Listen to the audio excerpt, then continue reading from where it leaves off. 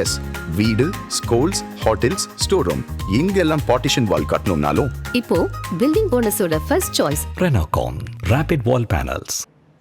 TCS love ஜிகாத் வழக்கில் முக்கிய குற்றவாளியாக இருந்த பெண் ஊழியர் நிடாகான் தலைமறைவாக இருந்ததற்கு உதவிய ஏஐஎம்ஐஎம் கவுன்சிலர் மதீன் பட்டேல் கைது செய்யப்பட்டதை அடுத்து இதில் ஏஐஎம்ஐக்கு தொடர்புள்ளது என்பது குறித்து போலீஸ் விசாரணை நடத்தப்பட வேண்டும் என்று பாஜகவும் சிவசேனாவும் வலியுறுத்தியுள்ளன. மகாராஷ்டிராவின் நாசிக்கில் பிரபல ஐடி நிறுவனத்தின் பிபிஓவில் பணிபுரிந்த 18 முதல் 25 வயதுள்ள பெண் ஊழியர்களுக்கு 4 ஆண்டுகளாக பாலியல் அத்துமீறல் உட்பட பல்வேறு தொல்லைகள் கொடுத்ததாக புகார்கள் எழுந்தன. இது தொடர்பாக ஐடி நிறுவனத்தின் போலீசார் ரகசிய விசாரணை நடத்தியதில் அங்கு பணிபுரிந்த முஸ்லிம் மதத்தை சேர்ந்த ஆண் ஊழியர்கள் பெண் ஊழியர்களை கட்டாய மதமாற்றம் செய்தது உறுதியானது.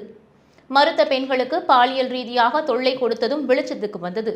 நிறுவனத்தின் மனிதவள பிரிவு அதிகாரியாக இருந்த நிடாகான் பாதிக்கப்பட்ட பெண்களை புகார் அளிக்க விடாமல் தடுத்து அவர்களை கட்டாயப்படுத்தி ஹிஜாப் எனப்படும் முகத்தை மறைக்கும் துணியை அணிய சொன்னது மதமாற்றத்திற்கு தூண்டியது போன்ற புகார்களுக்கு உள்ளானார். மேலும் பாலியல் அத்துமீறலில் ஈடுபட்டு மற்ற நபர்களுக்கு அவர் உடந்தையாக இருந்ததாகவும் குற்றச்சாட்டு எழுந்தது. இதையடுத்து கட்டாய மதமாற்றம், பாலியல் தொல்லை உட்பட பல்வேறு பிரிவுகளில் வழக்கு பதிவு செய்த போலீசார் நிறுவனத்தில் பணிபுரிந்த 8 பேரையும் கைது செய்தனர்.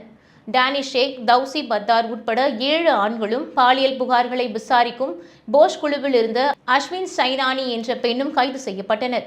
தலைமறைவாக இருந்த நிடாகானை தனிப்படை அமைத்து போலீசார் தேடி வந்த நிலையில் நாசிக் காவல்துறையும் சத்ரபதி சம்பாஜி நகர் காவல்துறையும் இணைந்து நடத்திய கூட்டு நடவடிக்கையின் போது சத்ரபதி சம்பாஜி நகரில் உள்ள நாரேகானில் அவர் கைது செய்யப்பட்டார். மேலும் ஏஐஎம்ஐஎம் மாநகர உறுப்பினர் மதீன் பட்டேலின் இல்லத்தில் நிடாகான் பதுங்கியிருந்ததாக தகவல் வெளியாகியுள்ளது.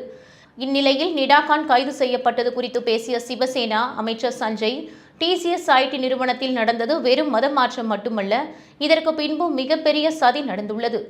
ஏஐஎம்ஐஎம்ஐ சார்ந்தவர்கள் நிடாகானுக்கு ஆதரவு அளித்துள்ள நிலையில் ஏஐஎம்ஐயின் முன்னாள் எம்பி இம்தியாஸ் ஜலீல் அவரை சமீபத்தில் சந்தித்து பேசியுள்ளார். இந்த வழக்கில் ஜலீல் விசாரிக்கப்பட வேண்டும் என்றும் வலியுறுத்தியுள்ளார்.